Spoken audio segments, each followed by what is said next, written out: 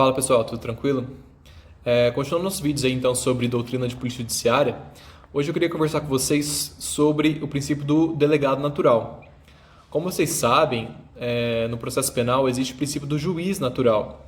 Isso quer dizer que o juiz competente para atuar em determinado processo deve ser definido através de regras previamente determinadas na legislação ou mesmo em normas infralegais, para que não haja o chamado juiz de exceção, né? O juiz que é definido depois da prática daquele crime, ou mesmo um tribunal de exceção, né? A criação de um órgão para julgar determinada causa depois da prática do crime.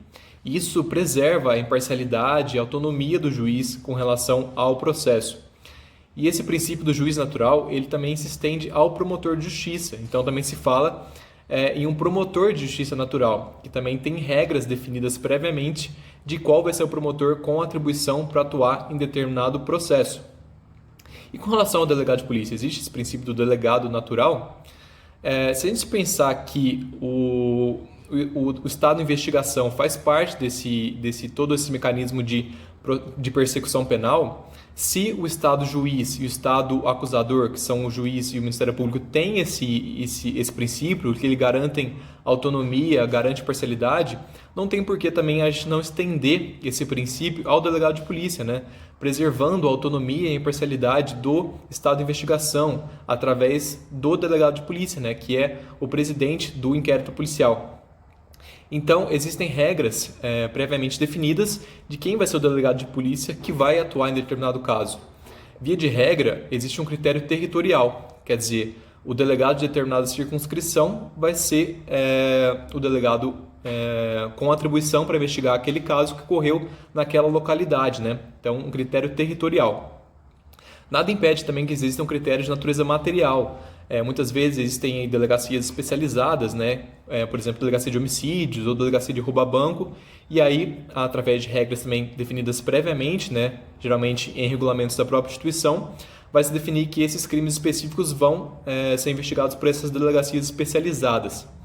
Então, existem sim regras previamente definidas, seja por critérios territoriais, seja por critérios da natureza da infração, que vão definir quem é o delegado responsável por essas investigações, garantindo também uma imparcialidade, uma autonomia desse delegado de polícia. Porém, esse princípio não é tão forte com relação ao delegado do que é com relação ao juiz e ao promotor, porque para retirar um promotor ou um juiz de determinado caso, somente com as exceções de suspeição, impedimento ou incompetência. Tirando essas possibilidades, não é possível, né, por um interesse público, retirar o processo de um juiz ou a atribuição de um promotor de determinado caso. Porém, com relação ao delegado é possível. Segundo a Lei 12.830, ali no seu artigo 2º, vai dizer que é possível a redistribuição ou a avocação de determinado inquérito policial por superior hierárquico, por interesse público ou no caso de um descumprimento do regulamento da própria instituição que esteja atrapalhando ali as investigações. Então vai haver uma crítica também nesse sentido, né? Que existiria um princípio do delegado natural positivado na Lei 12.830, só que relativizado, né? Porque mesmo assim ainda é possível uma redistribuição e avocação desse inquérito policial. Então era basicamente isso, espero que tenha ajudado de novo e fiquem de olho aí para a continuação de novos vídeos. Abraço!